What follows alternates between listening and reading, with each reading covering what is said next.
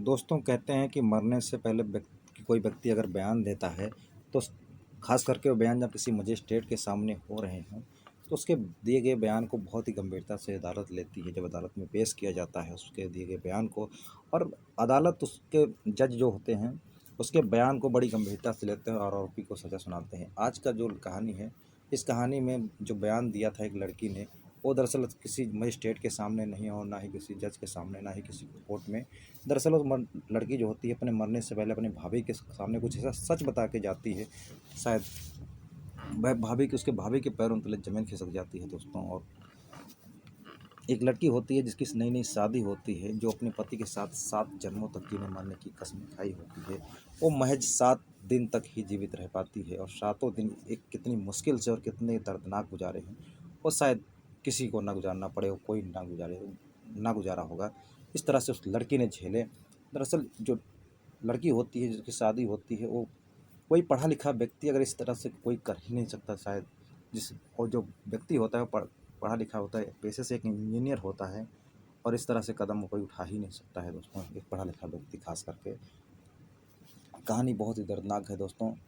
कहानी में अंत तक जरूर बने रहें, और वीडियो पसंद आए तो वीडियो को लाइक और चैनल को सब्सक्राइब करना मत भूलना दोस्तों। चलते हैं ज़्यादा ना देरी करते हुए। दरअसल ये कहानी शुरू होती है, एक उत्तर प्रदेश का एक ज़िला लगता है हमीरपुर। हमीरपुर का एक इलाका लगता है PWD कॉलोनी। वहाँ से करीब 82 किलोमीटर दूर एक जालौन इलाका पड़ता है। जालौन के ही इलाके के उरई के रहने वाले विजय ओमेरे की बारात 3 फरवरी 2024 को हमीरपुर सदर कोतवाली थाना क्षेत्र के पहुँचती है।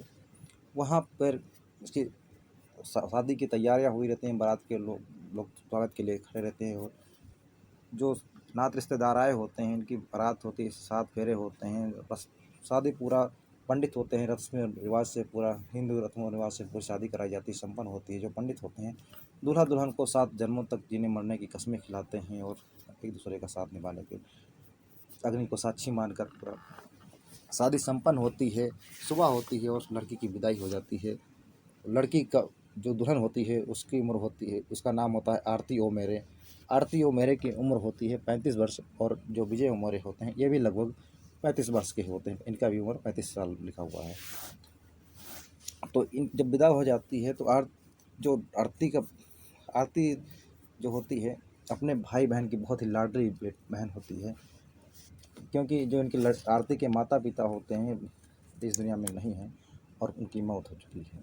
तो जो भाई होता है अपनी जिम्मेदारियों को बहुत ही बखूबी निभाया, बहुत ईमानदारी से निभाया, और शादी में कोई कमी नहीं, कोई कसर नहीं।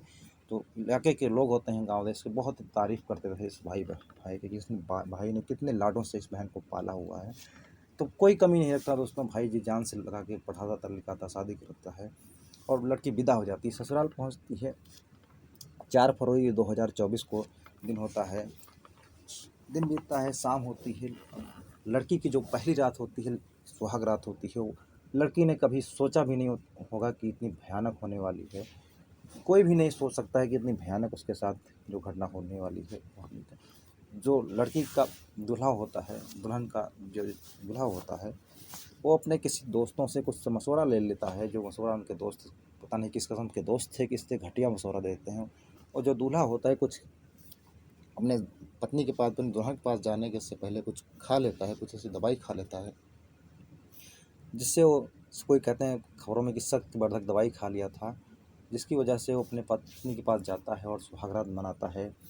और उसको जैसे जी करता है उसके साथ, प्राकृतिक अप्राकृतिक, जिस तरह से उसका जी करता है, जैसे कोई हवस का पुजारी किसी लड़की के साथ बलात्कार या ज़बरदस्ती उसके साथ कर रहा हो, इस तरह से उसके साथ करता है अपनी पत्नी के साथ। उसकी पत्नी जो होती है दुल्हन विरोध करती है, लेकिन हालांकि उसका विरोध कोई काम नहीं आता। उसके साथ पहले ही रात, सुहाग वाले रात के दिन ही, रात के ही वो उसकी मारता पीटता है, बहुत ही प्रताड़ित करता है। वो पूरा रात बीत जाती है, सुबह होती है।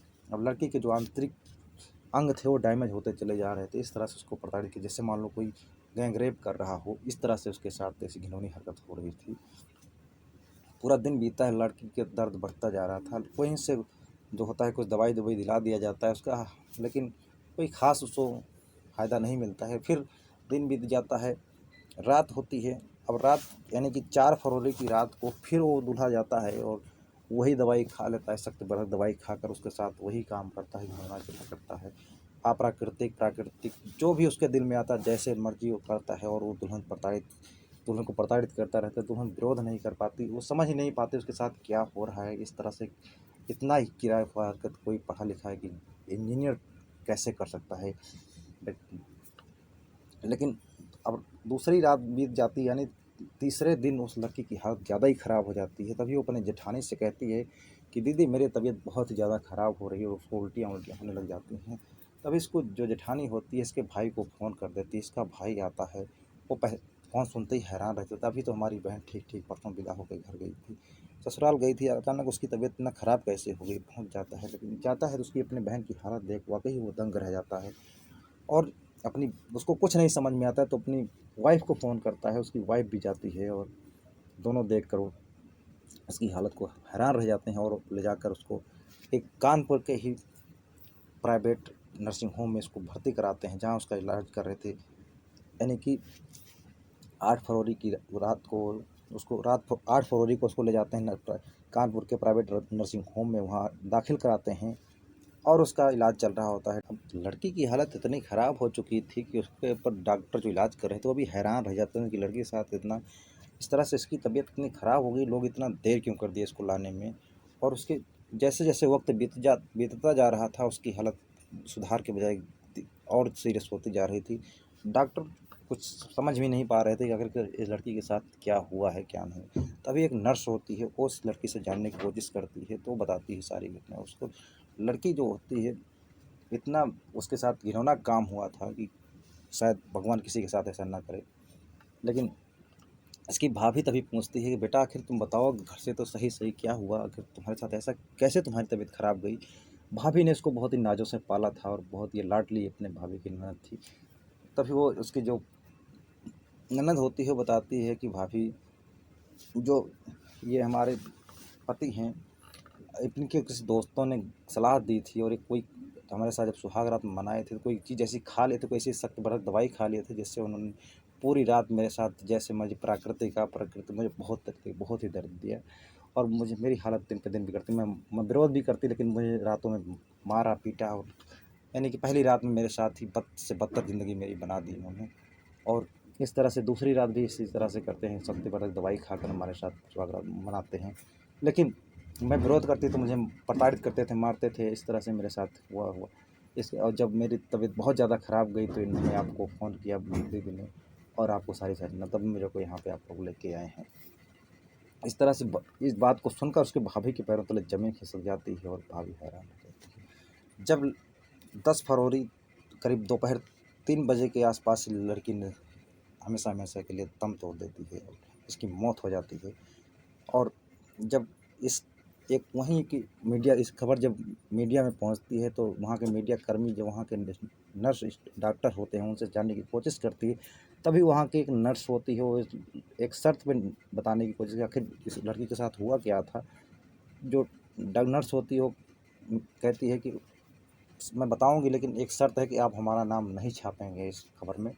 मीडिया कर्मी कहते हैं ठीक है, हम आपका नाम नहीं छापेंगे। तब कहती है कि इस लड़की के साथ में कुछ ऐसा का घटना हुई थी, जैसे मान लो कि इसके साथ कोई गैंग रेप हुआ हो, इस तरह से इसके साथ घिनौना कृत्य किया गया। इस बात को जब मीडिया कर्मी जानते हैं, तो अखबारों में फैलती है बात।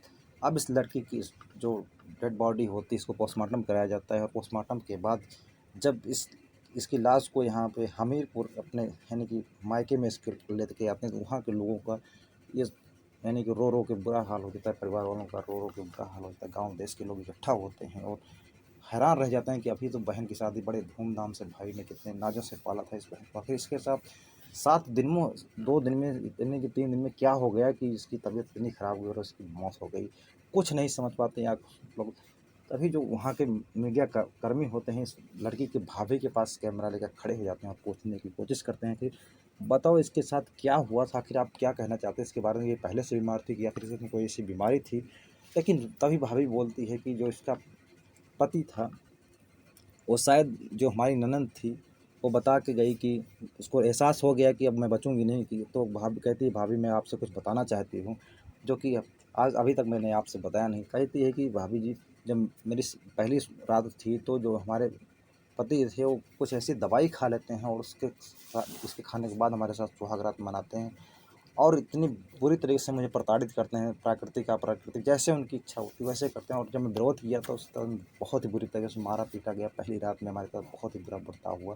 इस तरह से दूसरे दिन तीसरे दिन इस तरह से मेरी हालत तबीयत खराब की होती गई, लेकिन किसी लोगों ने मेरे समय रहते नहीं दवाई के लिए लेके आए और जब सीरियस हो गई तब आपको फ़ोन किया। तब इस तरह से एक लड़की के साथ हुआ। तो इस भाभी कहती है कि अगर शायद हमारी नंद की तबीयत जब ख़राब हुई तो उन्होंने पहले ही दिन अगर इसका उपचार करा लिए होते तो आज शायद हमारी नंद जिंदा होती इस दुनिया में। इसके साथ ऐसा नहीं हुआ होता दोस्तों। इस घटना सुनने के बाद हर कोई जो खबरों में आई तो दंग रह गया इस घटना को पढ़कर कि कोई पढ़ा लिखा व्यक्ति ऐसा कैसे कर सकता है जो एक पेशे से इंजीनियर होता है कि अपने दोस्तों से पता नहीं किस किस्म के उसके दोस्त थे किस तरह से घटिया मशवरा दे देते हैं उसको। दोस्तों कहानी कैसी लगी है? कहानी सुनाने का उद्देश्य किसी की भावनाओं को ठेस पहुंचाना नहीं, किसी को आहत दुख पहुंचाना नहीं, बल्कि ऐसी कहानी सुनाने का ऐसा उद्देश्य है कि आप लोगों को जागरूक करना, सतर्क करना कि अगर कोई ऐसी घटना होती है तो आप तुरंत पुलिस से संपर्क कर सकते हैं। लेकिन वाकई इस तरह से जो हुआ बहुत ही दर्दनाक हुआ उस लड़की के साथ। तो दोस्तों मिलते हैं किसी और एक सच्ची घटना के साथ। अगर वीडियो अच्छी लगी तो वीडियो को लाइक और चैनल को सब्सक्राइब करना मत भूलना दोस्तों। तब तक के लिए जय हिंद।